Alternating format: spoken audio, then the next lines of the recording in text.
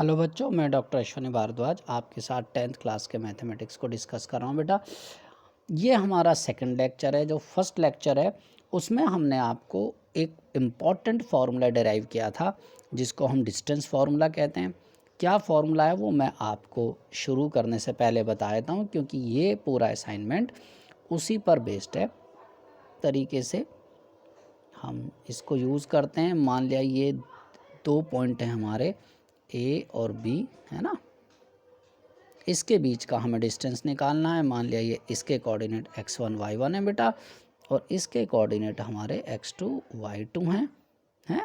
इसके बीच का हमें ए बी की वैल्यू फाइंड आउट करनी है कि ए बी की लेंथ कितनी है या ए और बी के बीच का डिस्टेंस कितना, ए की बात है। तो इसके लिए फॉर्मूला है हमारा A B is equal to under root, है ना, x2 माइनस x1 का whole square plus y2 minus y1 का होल स्क्वायर, ऐसे, है ना। इसका डेरिवेशन हमने फर्स्ट लेक्चर में दिया था आपको, आप उसे दोबारा देख सकते हैं, कोई डाउट है तो कि किस तरीके से कहाँ से फॉर्मूला आया।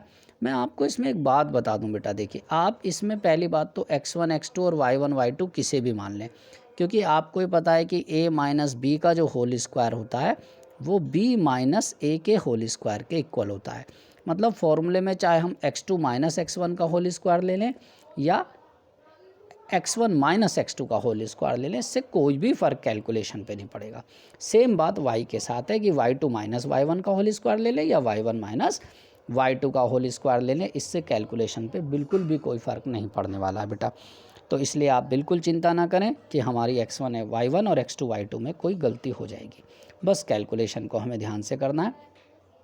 दूसरी बात मैं आपको ये समझा दूं कि जैसे हम लेते हैं x2 माइनस x1, तो अगर ये इसमें से हमारा एक भी नेगेटिव है, मतलब वो ऑपोजिट साइन के हैं, तो ये हमेशा ऐड हो जाएंगे। जैसे देखिए, एक हमने लिया, हम 3 माइनस माइनस 2 करने लगे तो ये 3 प्लस 2 हो जाएगा ना होल स्क्वायर में, या दोनों नेगेटिव आ जाएं, जैसे हमारा -3 -5 का होल स्क्वायर आ जाए, तो भी हमारे ये ऐड ही होंगे। अभी क्वेश्चन आएगा उसमें आपको ज़्यादा अच्छे से समझ में आएगा, है ना। तो हम चलिए इसके असाइनमेंट को शुरू करते हैं बेटा। देखिए हमारा पहला क्वेश्चन है, वो कह रहा है फाइंड द एब्सिसा। मैंने आपको बताया था एब्सिसा का मतलब होता है एक्स कोऑर्डिनेट।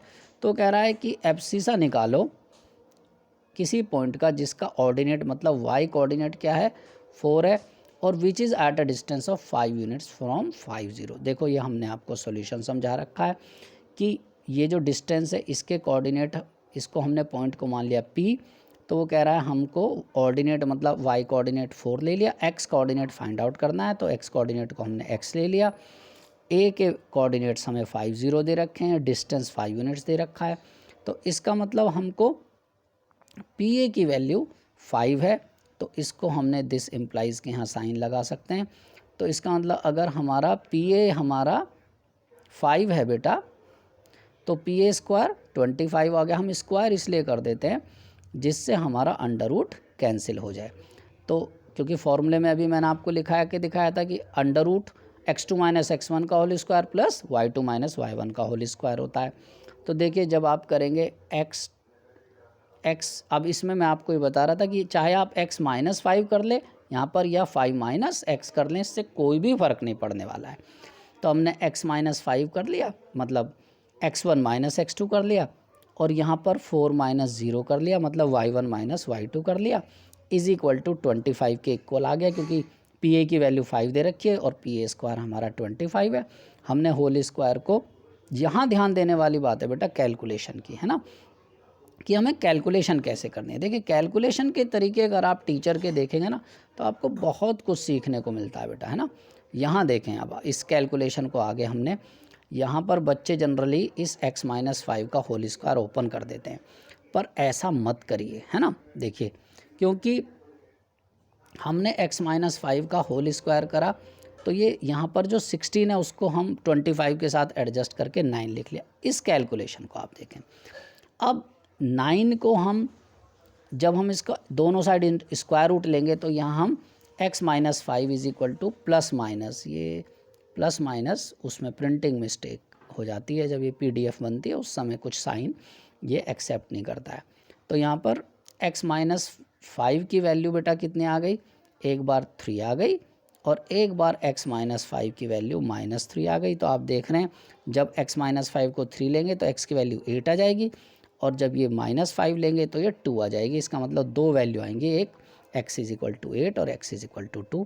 तो आप इसका सॉल्यूशन समझ गए होंगे बेटा। कहीं प्रॉब्लम हो तो आप इसको रिपीट करके देख सकते हैं। चलिए नेक्स्ट क्वेश्चन की तरफ बढ़ते हैं।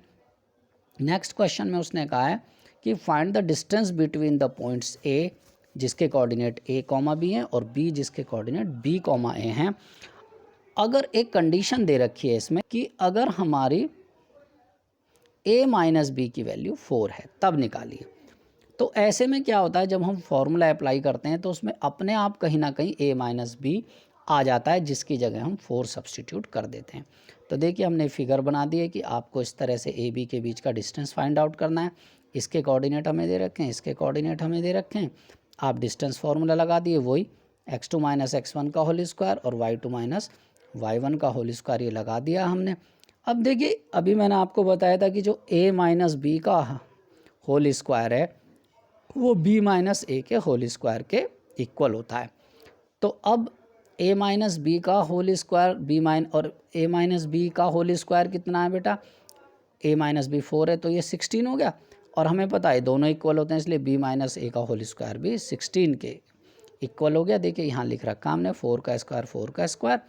और देखिए ये जो कैलकुलेशन है ना बेटा, जनरली इन कैलकुलेशन को सीखें आप, ये बहुत इंपॉर्टेंट है ना। ये कैलकुलेशन कैसे होंगी ये मैं आपको समझा रहा हूँ। देखो जब हमें बच्चे कैसे करेंगे, मैं पहले आपका तरीका बताता हूँ है ना, और फिर मैं अपना तरीका बताता हूँ तो आपको डिफरेंस समझ में आएगा। आप इसे करेंगे 4 का स्क्वायर 16, 4 का स्क्वायर 16, 16 प्लस 16 32, 32 को आप लिखेंगे 16 इंटू 2 और फिर 16 का √4। आप समझ लीजिए आपने कितने स्टेप लिखे। और मैं इसको लिखूँगा, आप ऐसे समझे जैसे 4 स्क्वायर है x square plus x square 2x square हुआ, मतलब 2 इंटू 4 का स्क्वायर, और 4 का स्क्वायर 4 मैं बाहर ले लूँगा। ज़रा डिफरेंस देखिए दोनों में, है ना। ये चीज़ें आपको सीखनी है बेटा। जब आप कैलकुलेशन को ऐसे करते हैं तो आपका टाइम बहुत कम लगता है और गलती होने के चांसेस भी कम हो जाते हैं, क्योंकि जितने आप कम स्टेप्स लेंगे उतने गलती के चांस आपके कम हो जाएंगे, है ना। जितना आप लंबा रास्ता चलेंगे तो आपके उस पर ठोकर खाने के जो प्रोबेबिलिटी है, चांसेस हैं, वो बढ़ जाते हैं। इसलिए आप कैलकुलेशन जब मैं करता हूँ उस कैलकुलेशन के स्टेप्स को आप समझें तो आपको मैथमेटिक्स दो ही तो बातें हैं, एक तो समझने वाली, टॉपिक को समझ लिया आपने, अंडरस्टैंडिंग आ गई, वहाँ टॉपिक को क्लियर कर लिया, और फिर जब आप उसके एप्लीकेशन को पढ़ते हैं वहाँ कैलकुलेशन करते हैं तो कैलकुलेशन की टिप्स आपने समझ ली, दोनों बातें समझ ली, तो मैथमेटिक्स आपका जो है आपका स्लेव बन जाएगा। अभी उल्टा हो रहा है, मैथमेटिक्स मास्टर है, आप स्लेव हैं, आप डरते हैं उससे, फिर मैथमेटिक्स आपसे डरने लगेगा। बल्कि डराना भी क्या है, मैथमेटिक्स आपका एक अच्छा फ्रेंड बन जाएगा, दोस्त की तरह बन जाएगा, है ना। तो हमें इससे फ्रेंडशिप करनी है, इसको समझना है, इसके साथ बैठना है। ऐसे आप आराम आराम से समझेंगे बेटा, आपको बहुत मज़ा आएगा। चलिए नेक्स्ट क्वेश्चन की तरफ हम बढ़ते हैं। नेक्स्ट क्वेश्चन है, वो कह रहा है कि triangle A B C is an isosceles triangle with A B is equal to A C and vertex A lies on Y axis. तो यहाँ देखिए आप फिगर देख रहे होंगे, फिगर में आपको पॉइंट ए को वाई एक्सिस पर दिखा रखा है, क्योंकि ये वाई एक्सिस पर है इसलिए इसका एक्स कोऑर्डिनेट यहाँ पर 0 है बेटा, ये वाला पॉइंट जो है। और आगे दे रखा है if the coordinates of B and C are, ये जो बी और सी हैं वो रेस्पेक्टिवली उनके कोऑर्डिनेट्स दे रखे हैं। वो कह रहा है कि ए का डिस्टेंस निकालो, find the coordinates of vertex ए के कोऑर्डिनेट निकालो, और वो क्या है, इक्वी डिस्टेंट है, मतलब A B is equal to A C है। तो हमने यहीं से ये शुरुआत करी है कि A B is equal to A C है। हमने स्क्वायर कर लिया, स्क्वायर इसलिए कर लिया क्योंकि डिस्टेंस फॉर्मूले में अंडर रूट होता है, नहीं तो इस पर अंडर रूट ऐसे अंडर रूट आ जाता, तो वो अंडर रूट कैंसिल करेंगे हम, तो इसके लिए हमने पहले स्क्वायर कर लिया, है ना। तो उसके बाद देखो बेटा हमारा ये हमने डिस्टेंस फार्मूला अप्लाई कर दिया। मैं अभी आपको बता रहा था कि इनमें करेंगे x2 माइनस x1, ये अब चाहे आप -5 -0 कर लो या 0 -5 कर लो, ये देखिए। तो जब 0 माइनस माइनस 5 करेंगे बेटा और इसका स्क्वायर करेंगे ये, तो ये 0 + 5 हो जाएगा ना, तो इसलिए इसको डायरेक्ट यहाँ लिख रखा है 0 + 5 का स्क्वायर। फिर ये y माइनस माइनस 2 तो y + 2 का होल स्क्वायर हो गया। ये तो हमने लगा दिया किसका, AB स्क्वायर की वैल्यू। इसी तरह से अब आप AC स्क्वायर पर चलिए, तो जब AC स्क्वायर की तरफ आप जाएंगे बेटा तो ये देखिए यहाँ पर x2 - x1 0 - 3 हो गया और y2 - y1 y - 2 हो गया, ये देखिए आप। और इसका होल स्क्वायर हमने ओपन कर दिया। अब आप देखिए ये हमने दोनों साइड स्क्वायर करा तो हमें पता ही है। वैसे इस कैलकुलेशन का भी एक और शानदार तरीका है, मैं आपको बताता हूँ कैसे कर सकते हैं। हालांकि यहाँ मैंने नहीं करा उससे, लेकिन आप देखिए कैलकुलेशन का कमाल कैसे हो सकता है कि पहले तो आप एक फॉर्मूला समझिए कि a + b का whole square minus a - b का whole square is equal to 4ab होता है बेटा, है ना। तो इसमें इस फॉर्मूले की हेल्प से जब हम y + 2 का होल स्क्वायर, है ना, माइनस y - 2 का होल स्क्वायर करेंगे तो 4ab कितना हो जाएगा, 4 × y × 2 मतलब 8y हो जाएगा ये। तो इसे आप देखें, इस फॉर्मूले का यूज़ करेंगे तो कैलकुलेशन बहुत इजी हो जाएगी। देखिए कैसे बेटा, ये देखिए आप, मैं इस कैलकुलेशन को अभी आपको अपने और अच्छे तरीके से करके दिखाता हूँ। तो ये जो ये है 0 + 5 5 हो गया, 5 का स्क्वायर 25, है ना। और ये 0 - 3 - 3 का स्क्वायर 9, 9 को इधर ले आए, इसको ऐसे लिख लें इज इक्वल टू, अब ये y प्लस इधर ही ले आइए इसे ऐसे, y + 2 का होल स्क्वायर माइनस y - 2 का whole square is equal to 0। सबको हम इधर ही ले आए हैं, है ना। तो ये देखिए ये जो टर्म है ये 8y बन जाएगी बेटा, और ये 25 - 9 कितना होता है 16, तो ये 8y हो गया और ये 16 हो गया। तो 8y = -16 आ गया, इस पर हम डायरेक्ट पहुंच गए देखिए आप। और जब 8y = -16 हो गया, y की वैल्यू -2 आ गई। x कोऑर्डिनेट 0 है तो कोऑर्डिनेट क्या हो गए 0 - 2, ये हमको कोऑर्डिनेट दिखा रखे हैं यहाँ पर 0 - 2 आंसर में। ये देखिए आप आंसर 0 - 2 है ना। तो इस तरीके से आप देख रहे हैं कि कैलकुलेशन को हम फॉर्मूले की हेल्प से कितना आसान बना लेते हैं ना। चलिए बेटा आगे चलते हैं हम। 4th क्वेश्चन देखिए। 4th क्वेश्चन में उसने कहा है कि ABCD जो हैं वो 4 पॉइंट्स हैं, शो करो कि वो एक रोम्बस तो है और स्क्वायर नहीं है। सबसे पहले हमें रोम्बस और स्क्वायर की प्रॉपर्टी पता होनी चाहिए। तो रोम्बस की दो प्रॉपर्टी होती हैं, एक प्रॉपर्टी होती है कि इसकी चारों साइड इक्वल होती हैं और दूसरी होती है कि इसके डायगोनल्स एक दूसरे को 90 डिग्री पर, ये एक तो चारों साइड इक्वल होती हैं और इसके डायगोनल 90 डिग्री पर इंटरसेक्ट करते हैं, बाइसेक्ट करते हैं। बाइसेक्ट तो हर पैरेललोग्राम पर करते हैं, लेकिन 90 डिग्री पर करते हैं, ये रोम्बस की प्रॉपर्टी होती है। और स्क्वायर, तो स्क्वायर में क्या होता है, आप पहले रेक्टेंगल समझ लीजिए। दो स्पेशल प्रॉपर्टी तो मैंने रोम्बस की बताई, क्या कि चारों साइड इक्वल होती हैं और डायगोनल 90 डिग्री पे बाइसेक्ट करते हैं, है ना। दो प्रॉपर्टी हमारी रोम्बस की हो गई 1 2। ऐसी दो प्रॉपर्टी रेक्टेंगल की होती हैं कि each angle is of 90 degree, है ना, एंड डायगोनल्स आर इक्वल। ये ध्यान दें कि इसके डायगोनल्स भी इक्वल होते हैं, मतलब अगर ये रेक्टेंगल है तो AC = BD होगा। तो अगर हम एक प्रॉपर्टी रोम्बस की ले लें और एक प्रॉपर्टी रेक्टेंगल की ले लें तो ये दोनों प्रॉपर्टी स्क्वायर में होती हैं। मतलब स्क्वायर में दोनों तो रोम्बस की होती हैं और दोनों रेक्टेंगल की होती हैं। मतलब स्क्वायर की चारों साइड भी इक्वल होती हैं, स्क्वायर के डायगोनल्स इक्वल भी होते हैं, 90 डिग्री पर बाइसेक्ट भी करते हैं और ईच एंगल 90 डिग्री भी होता है। तो दोनों रोम्बस की और दोनों रेक्टेंगल की प्रॉपर्टी हमारी स्क्वायर के अंदर होती हैं। इसलिए जब हम स्क्वायर प्रूव करेंगे तो एक प्रॉपर्टी रोम्बस की करेंगे और एक प्रॉपर्टी रेक्टेंगल की करेंगे। अब क्योंकि हमारे पास तो केवल डिस्टेंस फार्मूला है, तो हम डिस्टेंस फार्मूले को करके ही इस्तेमाल से ही हम इन प्रॉपर्टी को करेंगे। तो सबसे पहले हम रोम्बस को प्रूव करने के लिए चारों साइड को इक्वल शो कर देंगे, है ना। तो ये देखिए आप यहाँ पर इस डिस्टेंस फॉर्मूले को देखिए, ये फिगर भी दे रखी है, इससे आपको समझ में आ जाएगा बेटा कि हमारा ये ए बी सी ये सी डी आएगा बेटा, है ना, और ये डी ए, ये चारों को इक्वल कर दिया, चारों की वैल्यू √26 आ गई। तो आप समझ गए होंगे कि चारों साइड अगर इक्वल हैं तो हमारा ये रोम्बस हो गया। देखिए डिस्टेंस फार्मूला अप्लाई कर रखा है, आप चाहे इसका स्क्रीनशॉट भी लेके समझ सकते हैं। उसके बाद उन्होंने डायगोनल्स निकाले ए सी और बी डी। ए सी और बी डी इक्वल नहीं है। अगर ये रेक्टेंगल होता तो इसके डायगोनल इक्वल होने चाहिए थे, इसका मतलब ये रोम्बस है, रेक्टेंगल नहीं है, रेक्टेंगल की प्रॉपर्टी इसमें नहीं लग रही। तो अगर रोम्बस और रेक्टेंगल दोनों हो जाते तो हम कहते ये स्क्वायर है।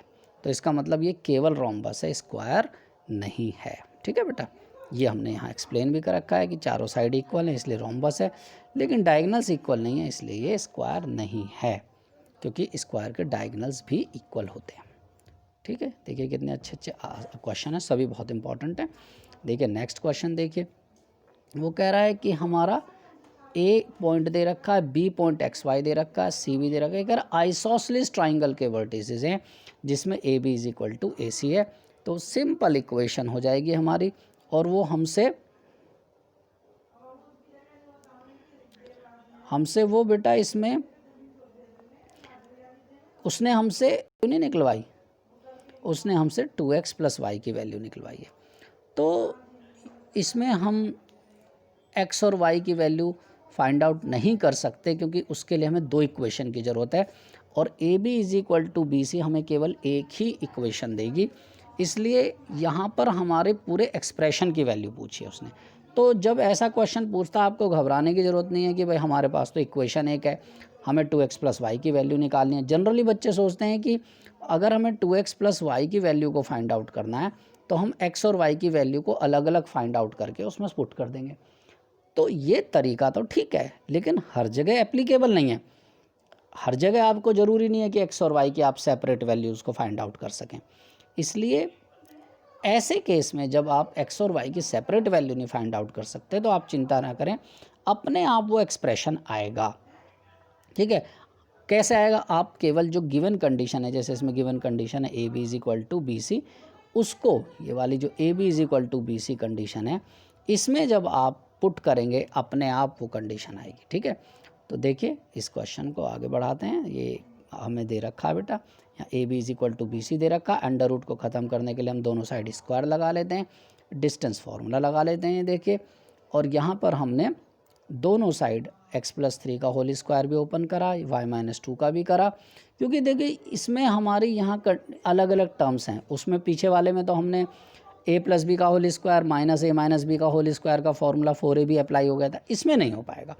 लेकिन इसकी भी कैलकुलेशन ईजी होगी, क्योंकि देखिए दोनों साइड ये इक्वेशन में हमारा x² से x² कैंसिल हो जाएगा, y² से y² कैंसिल हो जाएगा, ये जो 2x है ये यहाँ जाकर 6x के साथ 8x बनेगा, और ये जो 4y है ये -8y y के साथ जाकर 4y बनाएगा, ये बन गया, और यहाँ हमारा 17 - 13 4 आ गया। और इसे जब हमने पूरी इक्वेशन को इसको 4 से डिवाइड करा तो हमारा क्या आ गया, 2x + y = 1। तो अपने आप इसकी वैल्यू 1 आ गई। इसी की वैल्यू उसने पूछी थी, मैंने आपसे कहा था अपने आप वो एक्सप्रेशन की वैल्यू आती है, हमें कोई ज़्यादा चिंता की बात नहीं होती। ठीक है बेटा, इसके बाद हम नेक्स्ट क्वेश्चन को करते हैं। देख रहे हैं आप, ये सारे क्वेश्चन बहुत इंटरेस्टिंग हैं और बड़े अच्छे क्वेश्चन हैं। ये भी क्वेश्चन कैलकुलेशन वाइज बहुत अच्छी है। इसमें अप्लाई तो हमें डिस्टेंस फार्मूला ही करना है, लेकिन इम्पॉर्टेंट है कि हमें कैलकुलेशन सीखने को बहुत मिलती है ना। जैसे ये देखिए नेक्स्ट क्वेश्चन है, उससे मिलता जुलता है, बस थोड़ी सी कैलकुलेशन लंबी है, पर अगर मैं आपको तरीके से हम इसे करेंगे तो हमारे लिए बिल्कुल भी लंबी कैलकुलेशन नहीं होंगी। वो कह रहा है जो P है वो A और B से इक्वी डिस्टेंट है। मैं एक फिगर आपको बना के दिखाता हूँ। जैसे ये पॉइंट हम P ले लें बेटा, है ना, और ये A ले लूँ, ये B ले लूँ, तो ये PA = PB हमें दे रखा है। तो ये दे रखी है कंडीशन, PA = PB, दोनों साइड हमने स्क्वायर कर दिया और यहाँ फॉर्मूला अप्लाई कर दिया, है ना, क्योंकि P के कोऑर्डिनेट हमें 3 4 हैं और A और B के कोऑर्डिनेट हमें A + B comma B minus A और A minus B comma A plus B दे रखे हैं। तो देखिए किस तरीके से हमें ये फॉर्मूला अप्लाई करा है यहाँ पर। इसको मैं थोड़ा जूम करके आपको दिखा रहा हूँ। ये देखिए, अब देखिए इसको, तो यहाँ पर आप देखेंगे बेटा कि हमने यहाँ फॉर्मूला अप्लाई करा x2, ये यहाँ से देखें आप, है ना, x2 माइनस x1 का whole square plus y2 minus y1 का होल स्क्वायर। यहाँ पर भी सेम अप्लाई कर दिया।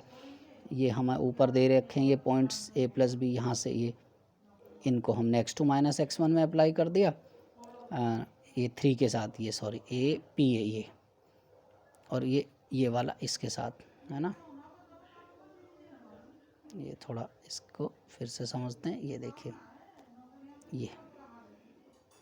ये x2 माइनस x1, ये y2 माइनस y1 हो गया बेटा, है ना। ये यहाँ पर x2 minus x1, y2 minus y1।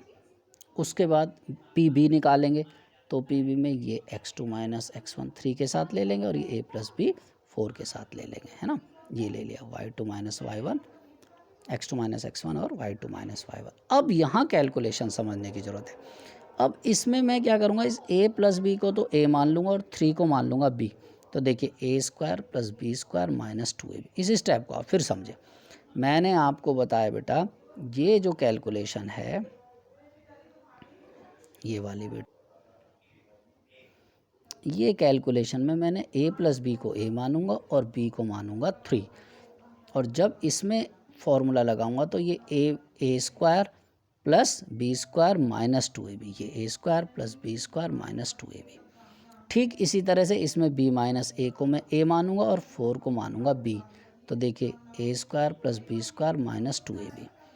बिल्कुल ठीक इसी तरह यहाँ a माइनस बी को a मानूंगा और 3 को b मानूंगा, यहाँ a प्लस बी को a मानूंगा और 4 को b मानूंगा, और ये a square plus B square minus 2ab और ये a square plus B square minus 2ab। इस तरीके से हमारे फॉर्मूले अप्लाई हो जाएंगे। इसका फ़ायदा देखो, इसका फ़ायदा ये होगा a प्लस बी का होल स्क्वायर बेटा a प्लस बी के होल स्क्वायर से कैंसिल हो जाएगा, और हमें पता है कि a माइनस बी का होल स्क्वायर और b माइनस a का होल स्क्वायर ये भी इक्वल होते हैं। तो ये a माइनस बी का whole square b minus a के होल स्क्वायर से कैंसिल हो जाएगा, और a प्लस बी के साथ हम a प्लस बी कंबाइन कर लेंगे और a माइनस बी के साथ a माइनस बी कंबाइन कर लेंगे। देखिए यहाँ पर हमारा अभी a प्लस बी और a माइनस बी की टर्म को अभी टच नहीं करेंगे।